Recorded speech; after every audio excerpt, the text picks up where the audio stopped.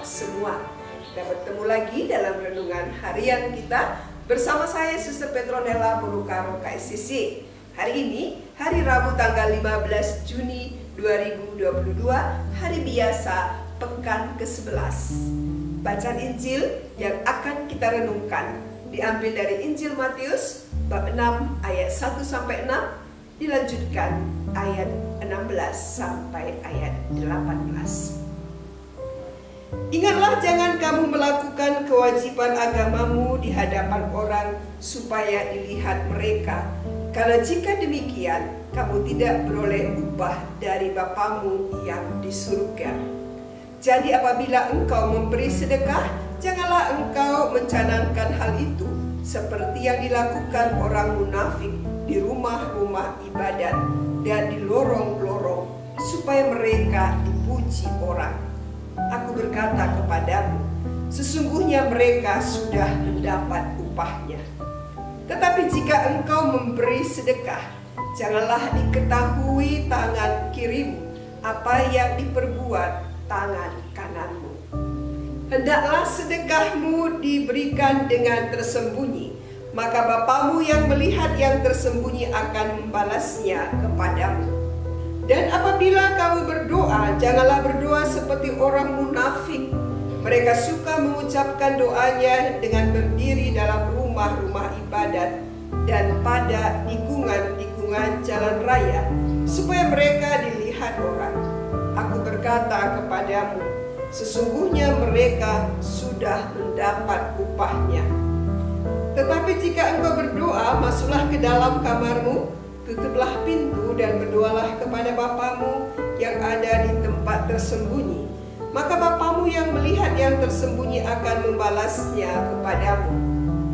Dan apabila kamu berpuasa, janganlah muram mukamu seperti orang munafik. Mereka mengubah air mukanya supaya orang melihat bahwa mereka sedang berpuasa. Aku berkata kepadamu, sesungguhnya mereka sudah mendapat upahnya. Tetapi apabila engkau berpuasa, minyakilah kepalamu dan cucilah mukamu, supaya jangan dilihat oleh orang bahwa engkau sedang berpuasa, melainkan hanya oleh Bapamu yang ada di tempat tersembunyi. Maka Bapamu yang melihat yang tersembunyi akan membalasnya kepadamu. Demikianlah sabda Tuhan. Saudara-saudari yang terkasih, tema permenungan kita hari ini adalah lakukan kewajiban agama kita dengan tulus hati.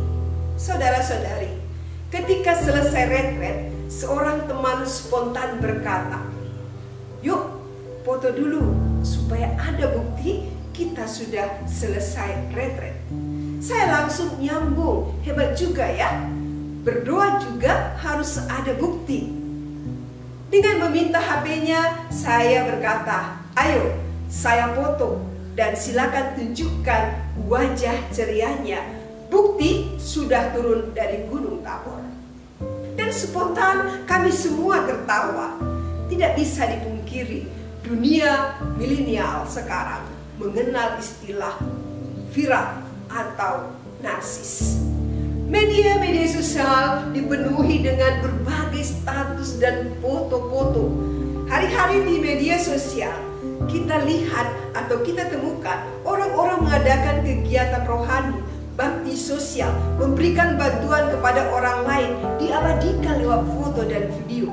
Sepertinya segala sesuatu yang dilakukan atau yang dimiliki harus diperlihatkan kepada orang. Bahkan kebaikan kita juga harus diketahui oleh semua orang. Salahkah? Tergantung sikap hati dan tujuan kita.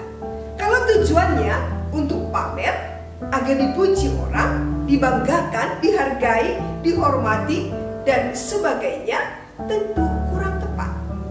Dalam bacaan hari ini, Yesus memperingatkan dan mengawaskan orang-orang Yahudi. Ada 3 pilar keutamaan religius yang mereka jalankan, yakni bersedekah atau berderma, berdoa, dan berpuasa. Dalam ketiga pilar ini, Yesus berkata, pertama, Jika engkau memberi sedekah, janganlah diketahui tangan kirimu apa yang diperbuat tangan kananmu. Mengapa? Karena kalau kita memberikan sedekah, menolong sesama hanya untuk tujuan popularitas, untuk menunjukkan kepada dunia bahwa kita baik, untuk dipuji orang lain, memang kita akan memperoleh pujian. Dan orang berkata, dia luar biasa, hebat. Tetapi hanya sebatas kata itulah yang kita peroleh. Kita tidak beroleh upah dari Bapa di surga, maka sedekah harus kita berikan dengan hati yang tulus sebagai wujud kasih kita kepada sesama, walaupun kecil tapi pasti lebih bernilai. Kedua, doa. Doa menjadi ukuran kualitas hidup rohani orang-orang Yahudi. Doa dalam tradisi Yahudi seringkali hanya sekedar ungkapan yang diucapkan kepada Allah dalam sebuah ibadah tanpa adanya hubungan intim yang sungguh-sungguh dengan Allah. Ditambah pula dengan sikap para ahli Taurat dan orang Farisi yang menggunakan doa sebagai ajang untuk memamerkan kerohanian mereka di hadapan banyak orang. Maka apabila orang rajin berdoa tetapi doanya tidak diarahkan kepada Allah, tetapi untuk dilihat orang, doa menjadi sebuah pertunjukan diri.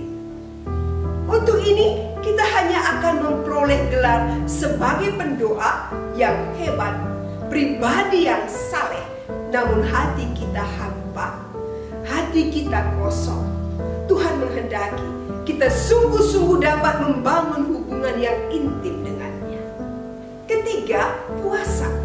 Puasa merupakan latihan rohani yang mendekatkan diri kita kepada Tuhan juga sesama. Maka puasa harus mengalir dari kesanggupan untuk tidak menjadikan diri sendiri dan kebutuhan diri sebagai satu-satunya yang harus dikejar dan dipenuhi, tetapi mengungkapkan rasa lapar akan Tuhan dan kehendaknya dengan mengorbankan kesenangan dan keuntungan sesaat demi membantu sesama. Puasa tidak boleh berhenti sebagai sebuah ritual hampa dan menjadi pertunjukan kesucian di hadapan umum. Tetapi puasa membebaskan diri dari ketergantungan jasmani untuk membantu orang mengarahkan diri kepada Tuhan dan sesama. Saudara-saudari yang terkasih, peringatan dan awasan Yesus bagi orang-orang Yahudi ini menjadi peringatan dan awasan bagi kita juga sebagai pengikut Kristus.